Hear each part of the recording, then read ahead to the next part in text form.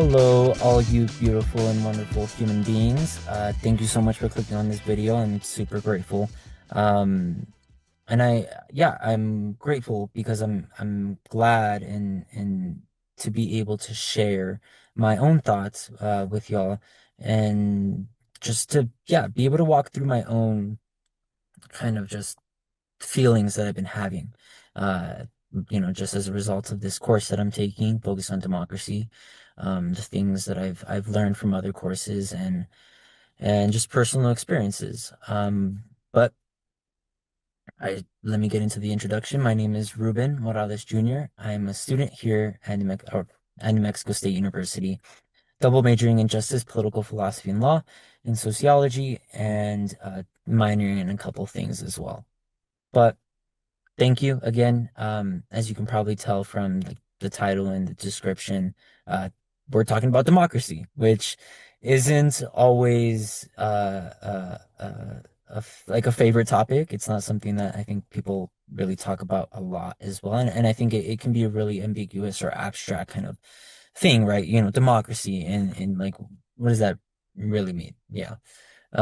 So without a further ado, I want to get into this without, taking too much of your time. Um, but I, I kind of want to set the stage, right? I share kind of a personal story and where I'm coming from, because I want you to, to see all the aspects and positionality that in which I am in, and also understand that and hopefully reflect, on your own thoughts and what you think. Um, but yeah, I am a first generation college student. I come from an immigrant background. I come from a rural community, Los Lunas, right outside Albuquerque, here in New Mexico. And I have never really ever thought about democracy before I ever got into college. And a little story, a little story that I can kind of share that I think kind of speaks to just my overall experiences as a child and hopefully resonates with others. But but yeah, like I mentioned, I come from an immigrant background. I grew up in a rural community. My parents were always working long hours, always making sure that me and my and my sisters were were fed and taken care of. Um, and it was really uh uh a kind of one, folded perspective, right? I had always seen, things such as like poverty, this like idea of income inequality. I always saw these, um, I always saw that my mom always had to, like how she said, she had to go far, to find, the good houses, the houses that were worth it. My father, who was always in construction, always building these awesome things and these houses and us never ever being able to benefit from that, these home improvement plans, and construction programs. And so growing up, like politics wasn't something that we really talked about in the household. It was just not anything that we were particularly worried about, like many families in Los Angeles as well, and I'm sure other communities. Like survival was the goal, right? Like there was no time to worry about, who am I going to vote for, for local politics and both, like presidential elections and things like that. There was no time to really think about, oh, like why is it that so many people are, homeless on and on the streets, and why is it that there's such a big drug epidemic, and and like like how that those things were just never things that we really considered, we would consider them, but like it wasn't something that you had or were afforded the opportunity to really reflect on. um And all around, like I could see the effects of decisions, like like being made somewhere else were actually having an impact on me and my family's like quality of life, right? Um, the underfunded schools, right? I grew up in portable, with those portable, trailers and it was just common, right? Limited opportunities in the neighborhood. My family, like I mentioned, always had to go super far to work. Neighborhood struggling to just meet, just get the resources that they needed, right? This the accessibility, especially for individuals from there. It's a very Hispanic majority, and people who also we're just having issues with like language access, right? Like a big thing was like I was grateful to be able to help my father to an extent with his citizenship process and being like a translator, and that was my way. And again, speaking on this idea of democracy, right? That was my way of contributing to a democracy without even knowing it, right? Like I was helping another community member. Um, to then improve their chances of being in the community and also benefiting it, whatever that means to you, right? Like I had these things in my life, but I never realized them. And I'm sure that's the same for a lot of other people as well. Like there's things that happen in your life, right, where you're impacted by economic barriers. You're impacted by like racial barriers. There's all these things that kind of compiled on themselves that we tend to have like trouble differentiating between them, right? And like no one called it like a democracy back then, right? Like it was just like the government, like doing this, and the government doing that, and like, you know, yeah, just whatever bad words you can think of, really. Yeah, like it felt like the system wasn't really built for the people like us, right? And I'm sure that's a message that can be resonated with a lot of people. Um, and I say all of this because I think it really reflects the common struggle among today's society, in that we have really begun to believe that freedom is like not for us. Whether that we believe that we don't deserve it, or whether that we believe that it's like not even a real thing, right? This whole discussion is like, is freedom actually true? Like, do we have free will? Whatever, whatever. Um, I think we have so much different, and it also speaks like, of course, what your definition of democracy is subjective, right? And I think that's fair, and I think that's fair, and I think that's important because it shows, just how adaptable democracy can be, and how much it really does fall on people speaking up and contributing to those discussions so that it builds the democracy, right? Um,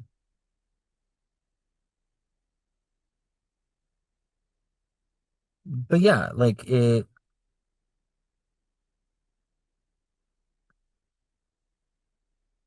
is really hard to recognize these things and to understand them when you don't even actually like are able, like, we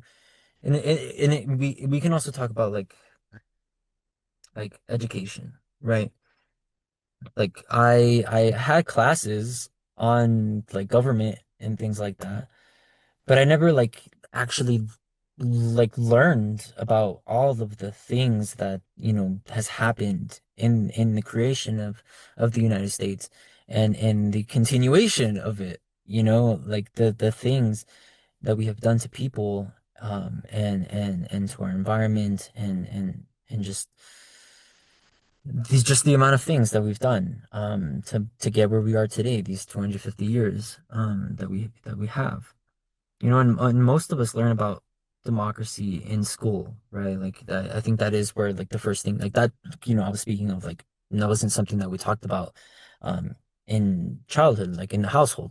So I learned about it in school, and that's where like why my source of information actually was.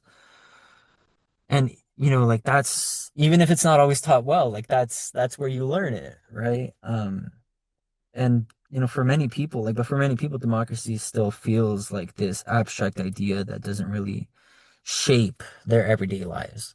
Like if democracy is supposed to give power to the people, like why do so many people feel like it isn't benefiting them, right? Like it's interesting to me, and especially just learning about, and if we're going to speak about like immigration, like the Chinese internment camps, the Japanese internment camps here in Mexico, especially, the things that we've done to people, from a Mexican background, with, early 1900s, like conflicts, and then also, just, Operation Wetback, Operation Streamline, all of these things that have happened in, just in history, right? That don't necessarily reflect, democracy, right? And I think that's really interesting. It shows just, how much more there is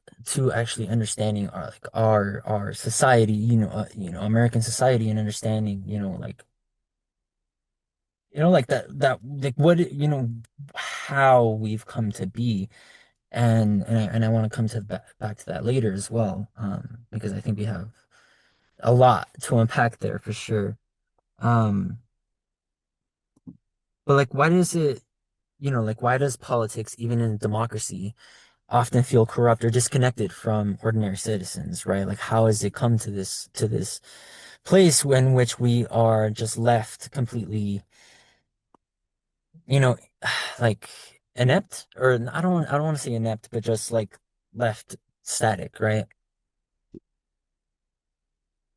Not inept, sorry, immobilized, right? We've become immobilized as a society, right? We're so disconnected in we've become polarized, right? We've become isolated, we've become, more like less receptive towards ideas that don't necessarily align with ours, right? And I think that could be spoken of in deeper regards, and there's a whole thing that's happening there, right? That we can analyze and are analyzing. Um, but yeah, there's so much definitions to just what a democracy is, and I pulled up some from Webster just because I find it interesting just how I'll read them first. So defined as government by the people, rule of the majority. A form of government in which the people elect representatives to make decisions, policies, laws according to the law. Form of government in which people elect directly against or in favor of decisions, policies, laws. A country state whose form of government is democracy. It has a democratic government. And political, social, or economic inequality, the absence of hereditary or arbitrary class distinctions or privileges. I don't know about anyone else, but I don't know if you can define democracy by using democracy in it as well. Um, but yeah, I think it just really speaks to an interesting point of just how, little we, of how little there is of a one defined definition of like what democracy is. And I don't think you'll ever actually find that, and I think in to an extent, I think that is a good thing because it means that democracy will always, be ever changing, right? That it is adaptable and it can adapt to the needs of society, right? To the needs of the community that it's helping, right?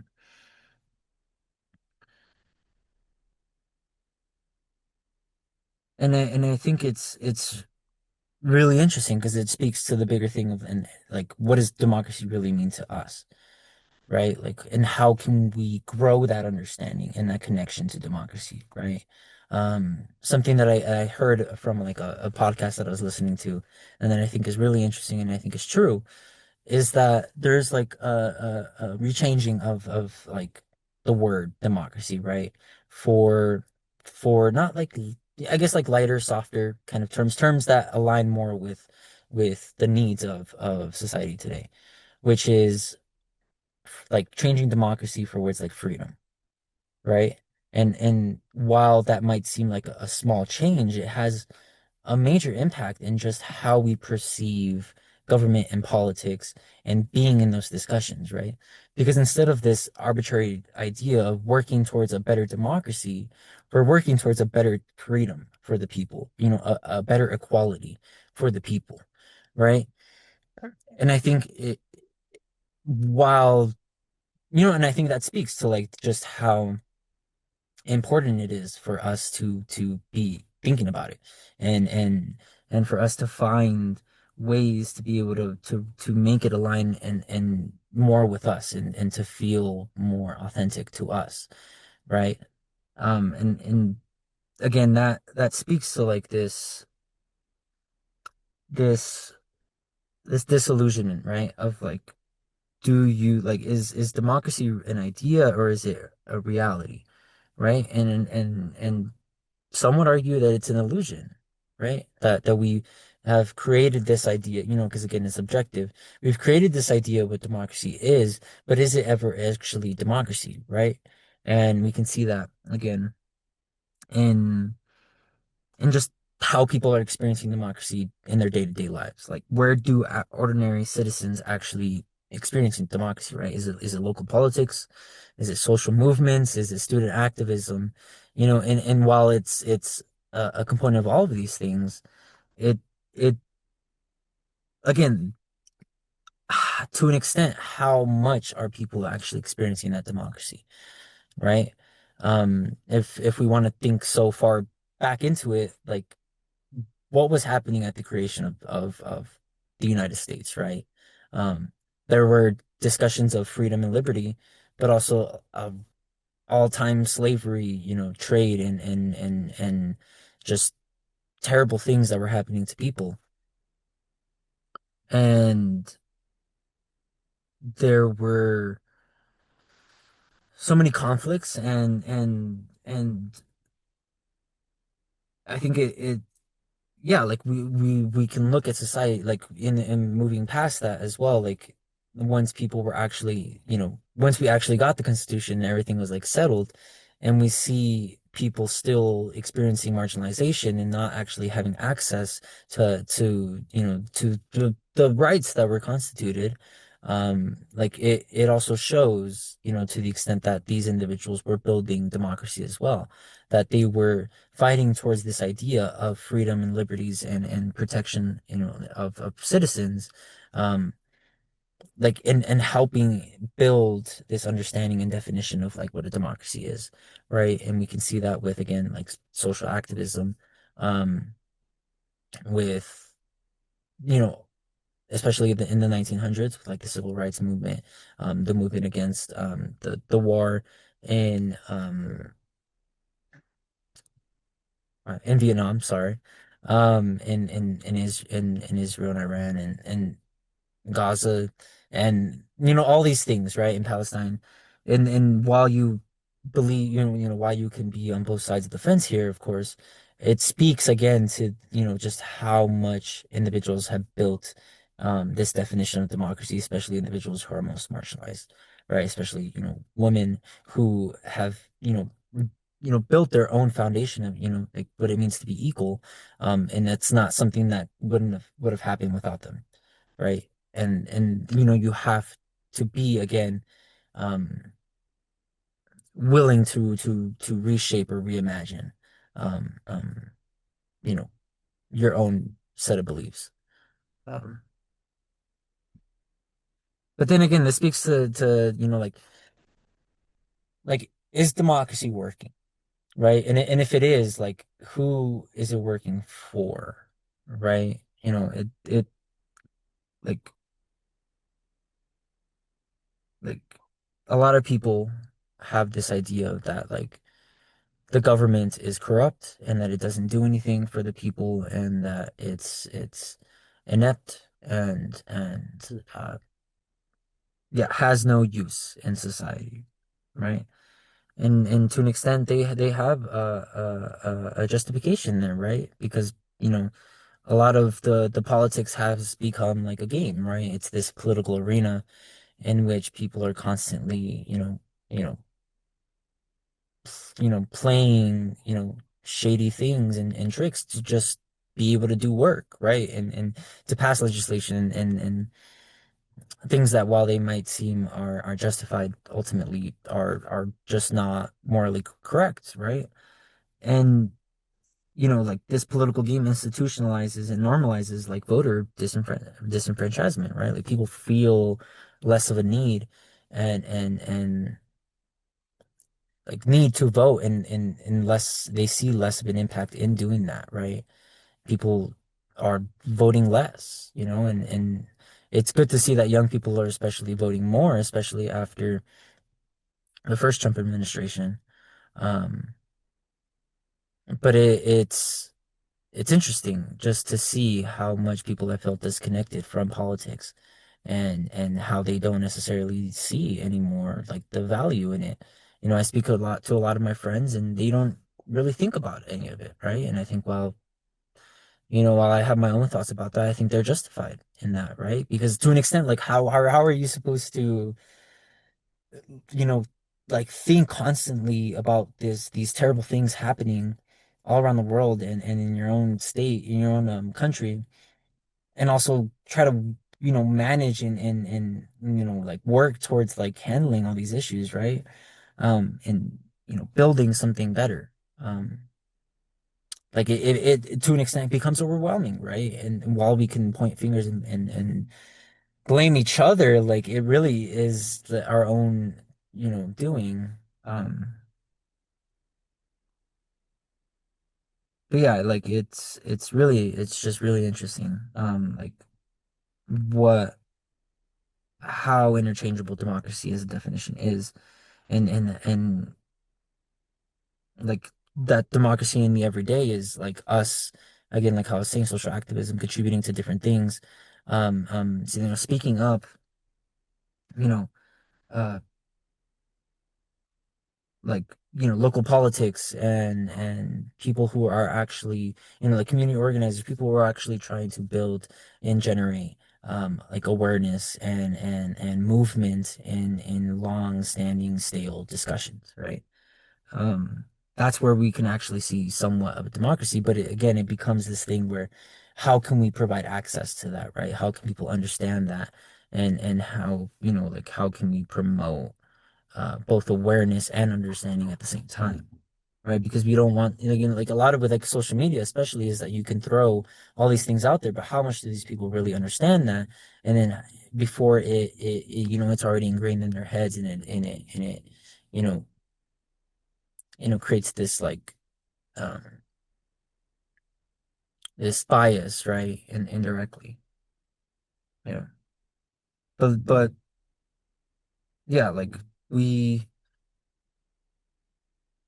don't necessarily ever actually see democracy work in for like firsthand, right? And something that I was actually really grateful for the opportunity of, because of this democracy class, was going to the Santa Fe legislative session, right? It was last week.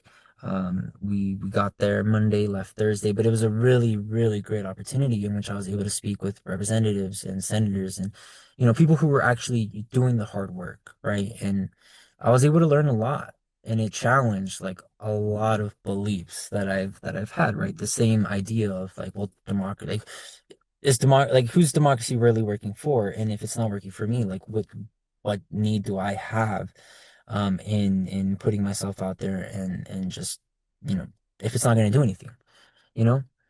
But and you can have your own thoughts about that, of course. And the thing was that like I really was challenged in my beliefs. I was able to, like I've really been able to understand now that like democracy is constantly happening and every day. Me having this discussion about democracy is contributing to democracy in some way because I'm bringing awareness, to the things that I think about and care about, and also sharing that with you, right? And and there's so many ways in which we can connect with each other and build better channels in which we can create better opportunities and improvement overall for all of us. um but yeah, like it is really interesting, um just where we're at as a society. We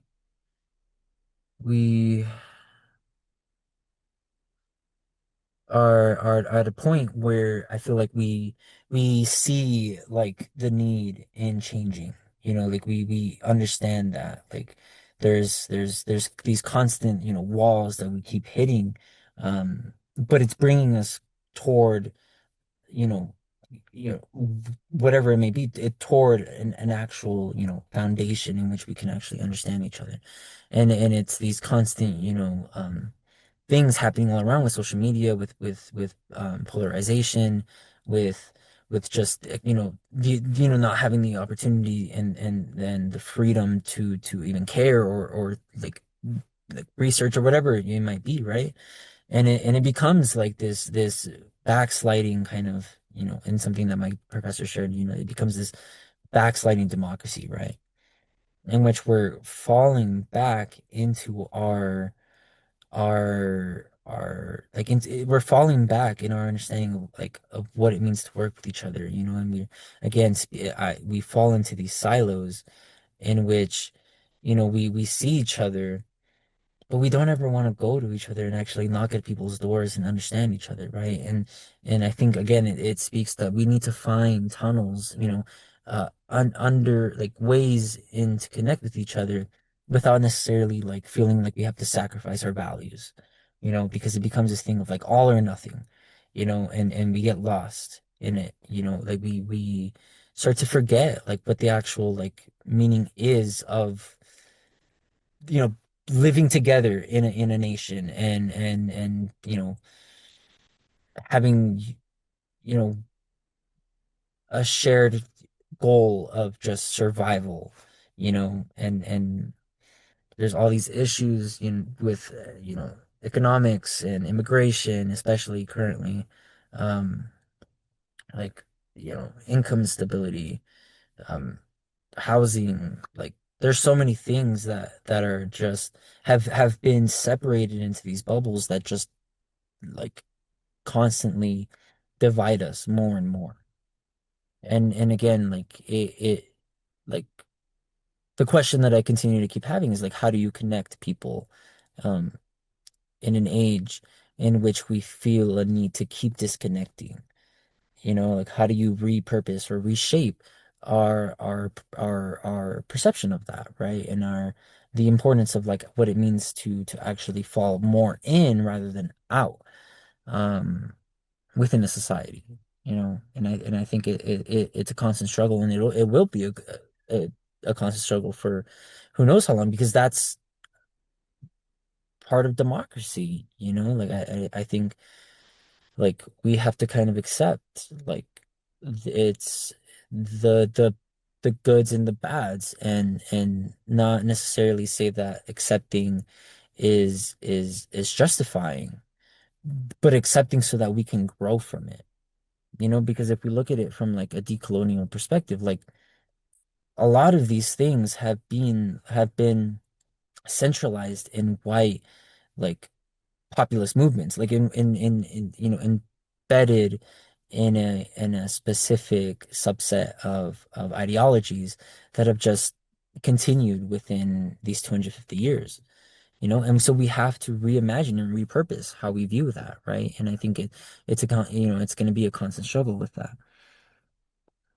right? And I think, of course, I will come back to that, and that's not like a final discussion of that, but I think it's something that we should reflect on more and really think about, like what is democracy to us, and how can we if it's not necessarily something that we think is working for us, how can we repurpose that?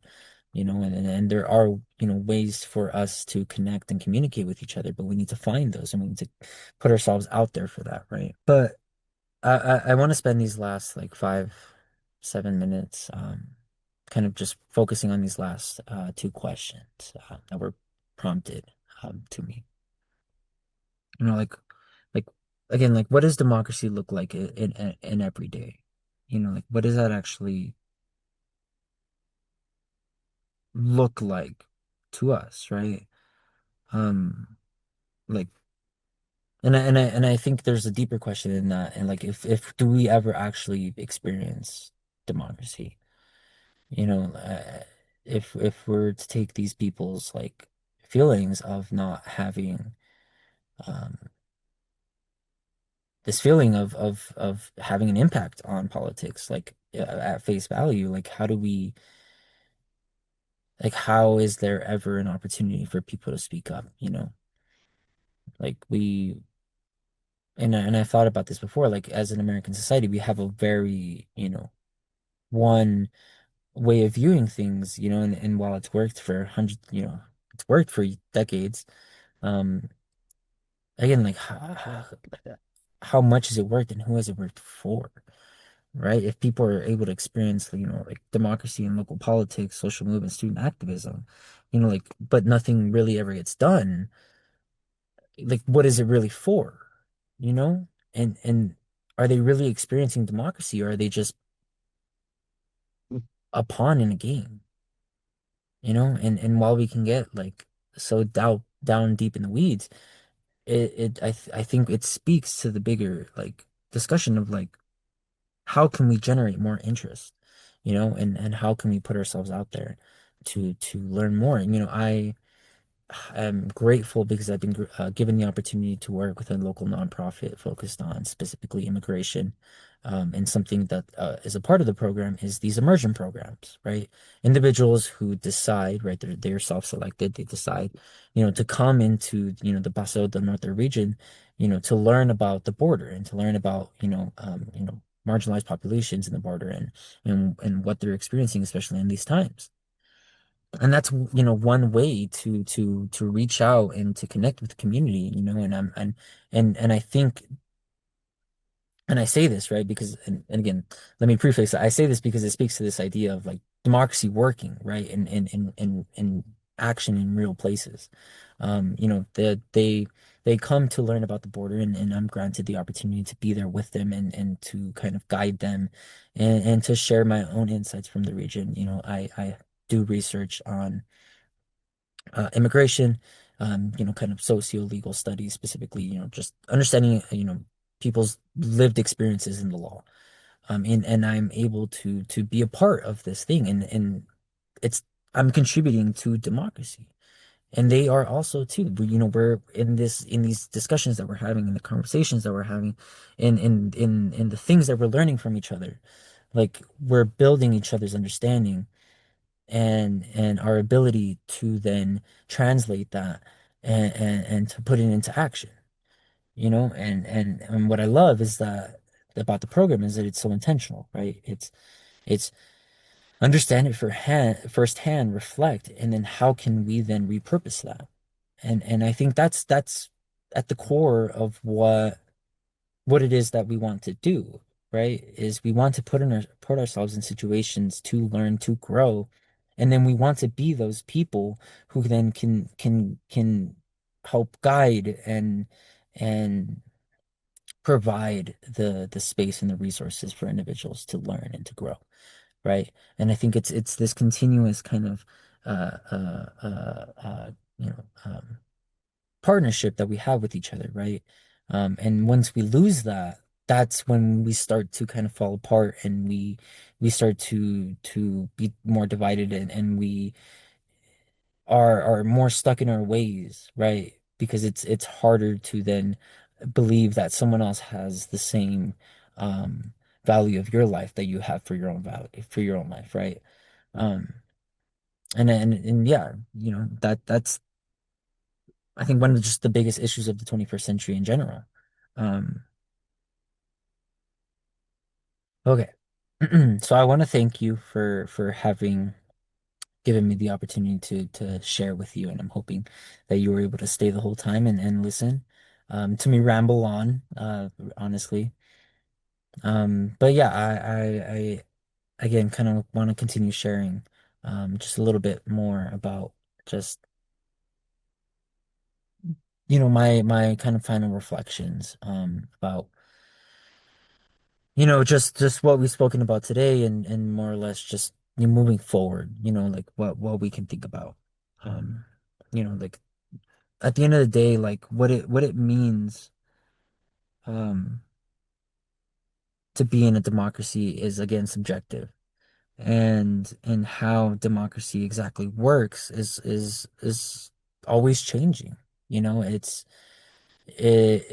really just depends on the human beings who are part of it, who are contributing to these channels that then are changing the environment, and then in turn changing how humans are living and how we are able to do that better,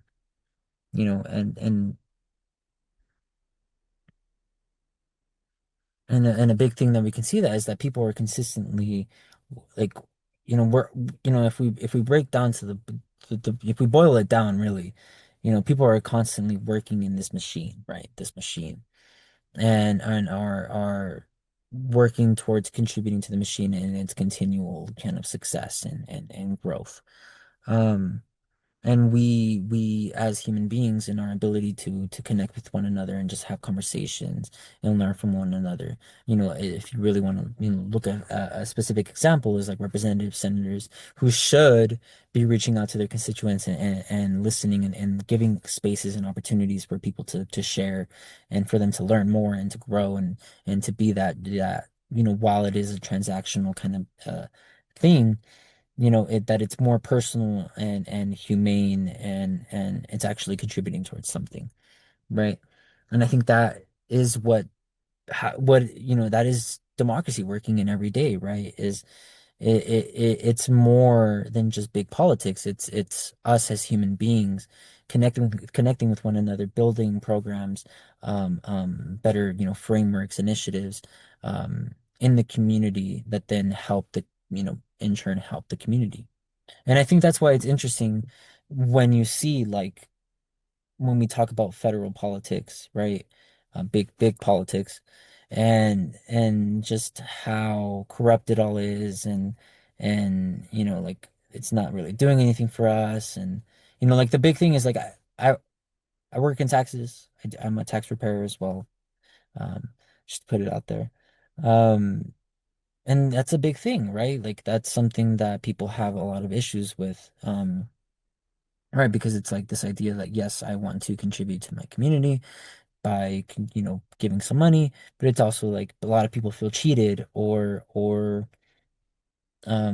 wronged, right? Because of that, right? And again, it's like, well, where's my tax money, like all my taxpayer money going towards, like, is my money going towards this and that? And it becomes this thing in which we're having to like we just feel like we don't have any contribution towards that, and we'd rather just disconnect from that, and if we're not able to impact that, right? And so when it comes to local politics and state politics, to an extent, we have more flexibility in actually impacting what's happening there, right? You have lobbyists, and whatever your perspective is on that, of course, it goes to an extent. But you have people who are actually promoting their organizations and are promoting, the, values and missions of, marginalized populations, especially in New Mexico with Native Americans, undocumented people, things like that as well. And so we're able to see, people are actually able to see in their local communities, depending on where you're at, like people actually working together and building things together and government being a big part of that, right? Like, and while it might all just seem like funding, right? Like they are a big part of that system in which it's a resource and it provides the foundation, right? People see that and people take more action in local politics, I've noticed. Um, because as a result, they see that firsthand and they experience it firsthand and they feel more power in knowing that and holding that ability to do that. I went to a as part of the democracy course as well. It was a session here in Las Cruces. I can't remember what exactly it was, but it was just interesting to see how many people showed up. It was a lot of people and people who actually went to speak up about, the legislation going through. And it was really, really interesting just to see like how, just how much people were willing to really share and to just speak and to put themselves out there. And, and it takes a certain vulnerability to do that. And I think that was awesome, right? And we need more of that, right? It's something that's super hard to promote. I mean, you have like in Thailand, awesome idea depending on how you think about it. Um, where they just let like I think it might have been a couple of years ago. Might have been just last year, I'm not sure. But they did like an AI type of, a mechanism in which, they created a chat room, a type of or like they created a discussion for individuals to have about certain topic. And they would talk about that all day or to an extent, whatever however long they thought was necessary.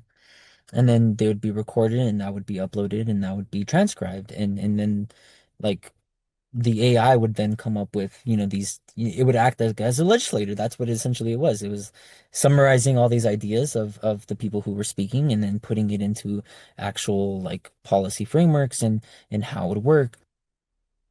That's just like reimagining democracy right there. Like but again, it's adapting to the society of what's within, right?